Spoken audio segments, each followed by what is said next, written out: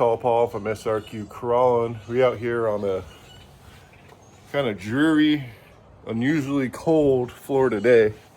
It's gonna drop down into the 20s with the wind chill later. But we out here in the garage today. It's kind of rainy and wet. It's been kind of a crappy week, but we're out here in the garage. We're gonna go over the course updates and the stuff I did recently and go over the little workbench setup and do some little driving and stuff probably. And check out the course. Did want to come out here and address what SRQ means. SRQ is not a secret meaning or anything. It's just the airport code to where I live, Sarasota, Florida.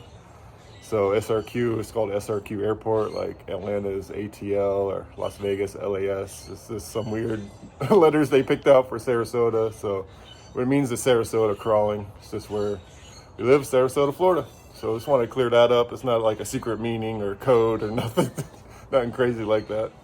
But anyways, this course I started back at my other house for when I first got into Scx24s. I didn't really know what I was doing. Everything was too steep or too little or too tight. So after having Scx24s for a while, I reimagineered the course to make it bigger and better than ever. I brought it over here. Got to set it in my garage, which was awesome because it's really hot during the summer and sometimes it can be really cold and rainy during the winter. So we got a nice indoor garage course that fits right in this nook. And we're about to go over a little bit more right now. A little overview. I guess we go over the table. This table is a workbench actually built for my mom. And she ended up not needing it anymore, so I took it back, cut it in half, and put two halves of the table together. So it's just like a frame with the table legs underneath pretty much. You have all the accessories tied to it and everything. And the course itself is actually set up on a different layer than the actual table. So I can actually take this thing up in two pieces. Right here's the middle. I take it off in two pieces. This, it requires some cutting and stuff, of the top stuff, but could come apart fairly easy. It's not permanent, so I can always change it up, twist it around, flip it up, whatever. So this piece was the piece I originally made when I first got the Scx24 to have a place to crawl at my house. It kind of stayed the same because I made this part big. All the way up here, but underneath is this cardboard. Right here is cardboard, and just like empty boxes. You can find an example. Like right there, this is a big shoe box. I think I have some. Yeah, over here. I'm gonna cover this side up soon because we're done messing with this side. There's just boxes and stuff you make the base out of. You can build it up that way. Since we're here, we can go through the little garage setup. All my little scale parts are made from Body Movement RC on Etsy. Really cool dude. Makes a ton of scale accessories, including the lift, including the sandwich, which this is like nutso, little scale sandwich. But toolboxes, stuff like that. The garage I actually made from this little scale like dollhouse wood. Put it all together. Probably need to be rebuilt. I see this part kind of came apart. Probably got to do something a little cooler, but for right now it's pretty cool. It works. We got some spare tires, little stuff from the dollar store, Dollar Tree. It's my big friend of mine. So this is my parking lot. This is technically the start of the course. My daughter wrote her name and my name for the parking lots. I want to get some scale like parking, parking bricks and light poles and little stuff for that. Anyways, you start right here. Just give a little overview of the bottom part. Come through the little valley, little V-notch. Come up through a rock, waterfall. And I'll show you guys these with the trucks too. I'm just giving a little overview. Come all the way up here. Then you're at the garage. From there, you can choose to go left. To go left, you have two options. You can hit this road, which is the bridge. If you go back behind here, you can make a right, and there's two ways to go. You can come down right here, or you can come up this way, and then you're right here, which then you're at another T where you can go up the bridge, take the side hill down the big steep one, or you come right back down here, back into the garage area. Now, if you went the other way, you'll be in the rock garden, where my square body's sitting. Some real rocks we took, foamed them down to the course, made a little rock garden right here of real rocks. Then we have the steep climb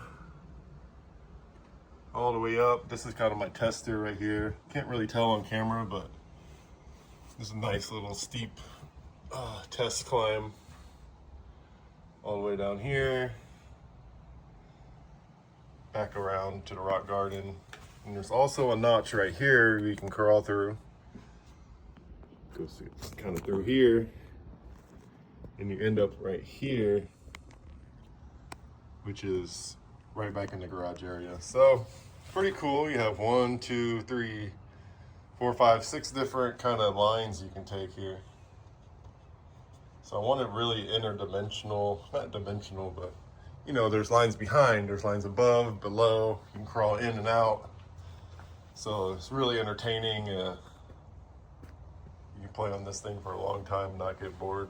That's what I wanted. I wanted not to get bored on this one climb or just a single obstacle kind of deal. Now for the materials, we use some of the foam. Sometimes I use the yellow foam or the yellow can of foam, depending on what's cheaper where I'm at. But this is all foam in here, kind of held all the rocks together. And underneath, well, this is this bare foam right here, bare foam. It's painted. And on top, we put a layer of texture over a lot of it, which is just like some Elmer school glue like this, which dries totally clear. You can glob as much as this on as you want. It will always dry clear, because this is all this glob glue on, and this dries perfectly clear. And what we do, we add little rocks and dirt into the glue mixture, glue them in, and I come back around and glue in all the rocks after I painted it. So what we want to do is make the glue mixture with the rocks, then you can paint it, then you can put in the bigger rocks some vegetation. But ideally you want to paint it before you put the vegetation and stuff, so it's not painting over the vegetation. Better example here. It's literally just like a layer of concrete over it. Some people do use some quickcrete or mortar type stuff, but I think this is probably a little lighter. Holds up really good. I want some of it to beep beep. I wanted some of it to kind of naturally erode away like a real trail would or rock spot would, you know. So I want some of the rocks kind of loose, kind of falling away, and some of them just really stuck there, so you can kind of depend on that grip or that tire gripping that one rock where you know you need to get up. And for this spot, you can kind of tell right here, there's plastic sheeting. Also up here I used some plastic sheeting, which this part isn't textured. I just kind of left that. It's maybe like a slick rock type of obstacle, but I might texture that later, I don't know. Works pretty good. But this is the plaster wrap. You can get it at Michael's. You can get it on Amazon or any hobby store. Probably get it on Hobby Lobby. Anyways, underneath here is just some styrofoam I cut into like a V-notch. And then we put the plaster over it, let it harden. Then we put our mixture of rocks and glue over it with some dirt texture. I don't know if you can see that real good, but it's like dirt mixed in with glue makes it super hard. But again, some of these little rocks will fall away like they naturally would. Then we glue a bunch of rocks on just for the little rock waterfall. And none of this stuff moves. This is all dependable. Well, and one might get loose here and there, which is kind of cool. There's some more plaster right here, just for a little starting. That has a lot of texture on it. Just some dirt and glue. Basically just mix up some dirt and glue and glob it on there. Get a little foam brush. Okay, we're gonna shut the garage a little bit. It is getting cold out there.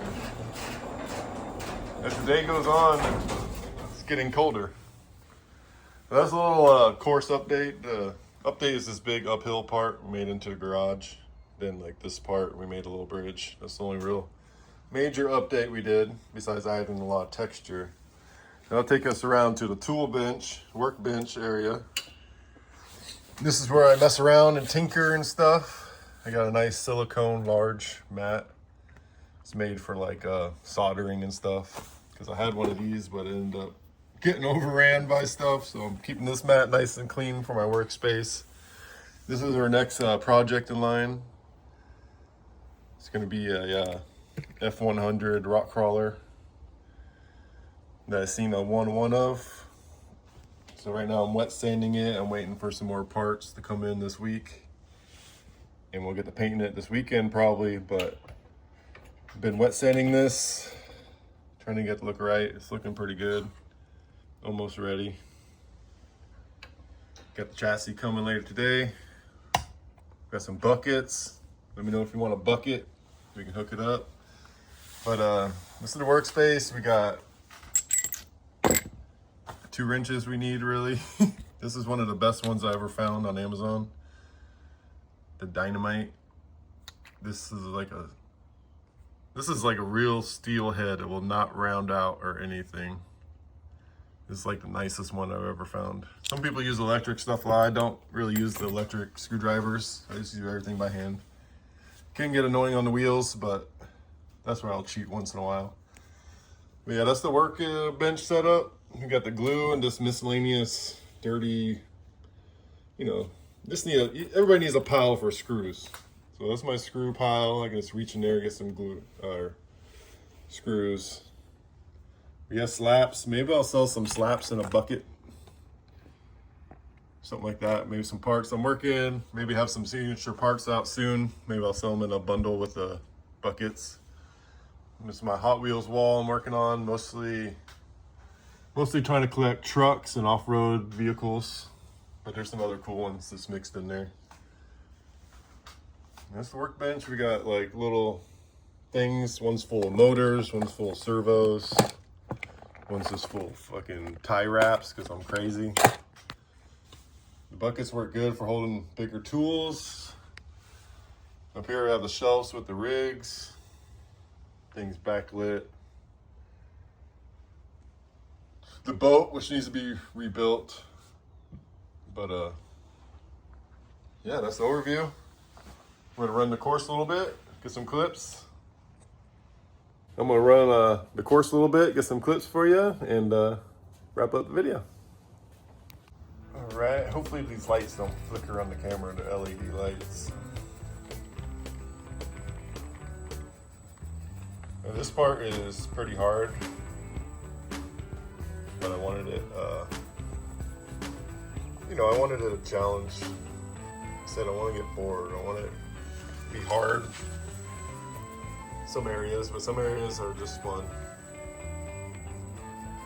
I'm slowly trying to get through here.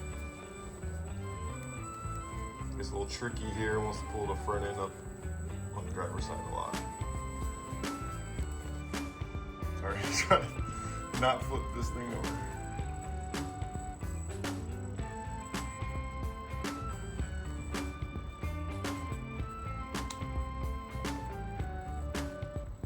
Gotta be nice and easy here.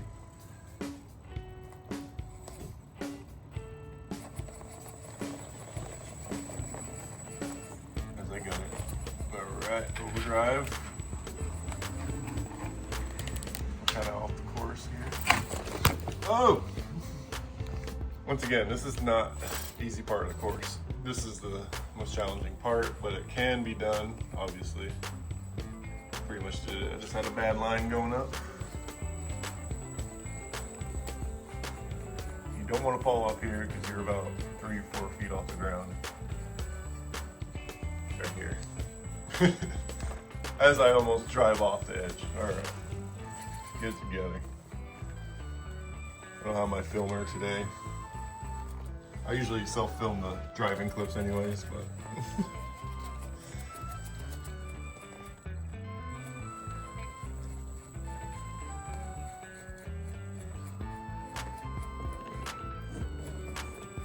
it's a nice uphill. We'll try to go over the garage. And I am gonna get a backdrop for here. I just haven't picked one I love yet, so I'm gonna have a nice backdrop. You won't see a bunch of rakes and stuff back there.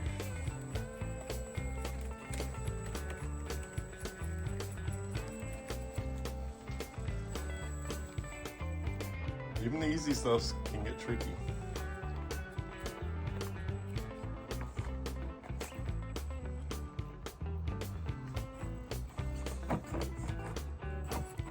That rock, oh, always catching that rock. That's what makes it fun. It's tricky. It's not easy. I might have a bad line for this. Whoa. You guys are gonna have to help me catch, if anything.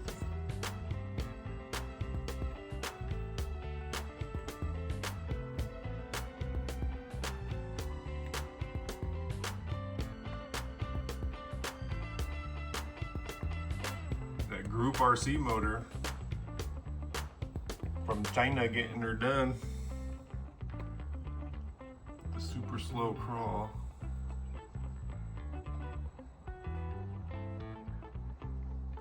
Because this part you have to be really careful. It doesn't seem like it, but it's really side hilly, off camber. There we go.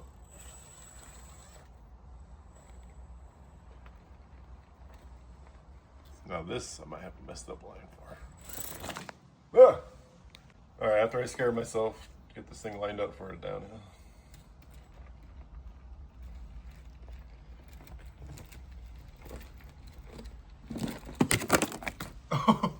See, I'm telling you, this part right here, it doesn't look like it, but it's steep. Square body went down. Alright. It's really front heavy, so you gotta find that balance for the downhills between front heavy and back heavy, you know? Do a little rock garden.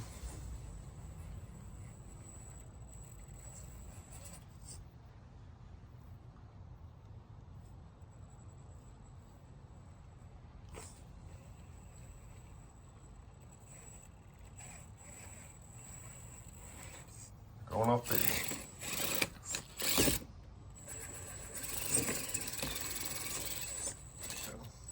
not the smoothest through there that time, but we made it.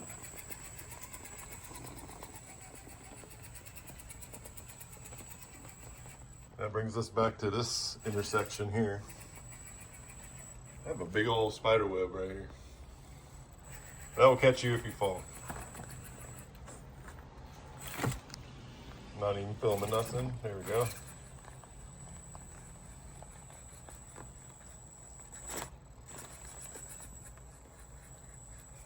Square body's always a good contender here.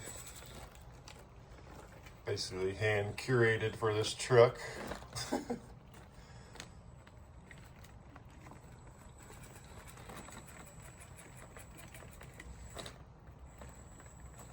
So yeah, it can get tricky in some spots for sure. We're at the very top here. Yeah, we come through the garage here.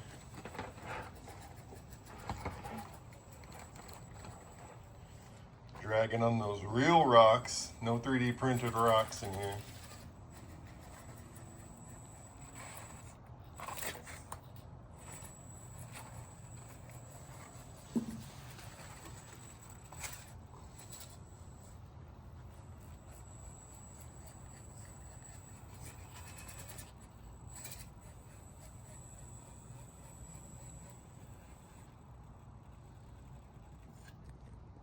Stop right there and take a picture.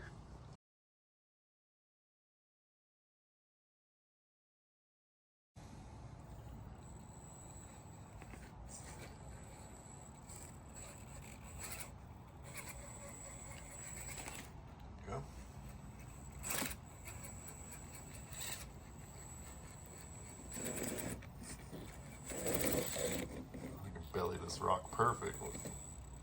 Never knew that. There you go. Try to go up the incline.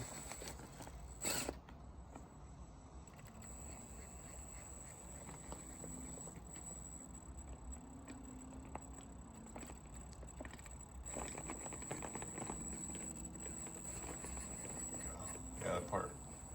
Tricky. Doesn't look like it, but it's tricky.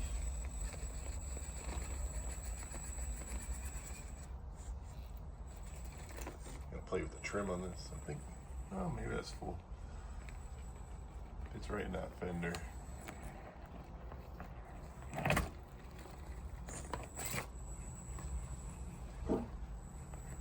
Try to go on the back road here. Straighten up my little pedestal. No! Go a little back way here. There ain't nothing too terrainy right here, but it can get a little tricky.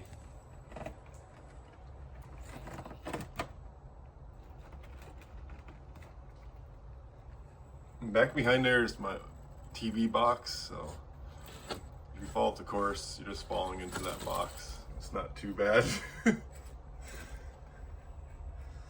My buddy Tom had done a couple times. I think I did once when he was here. There you go. That's a little backside.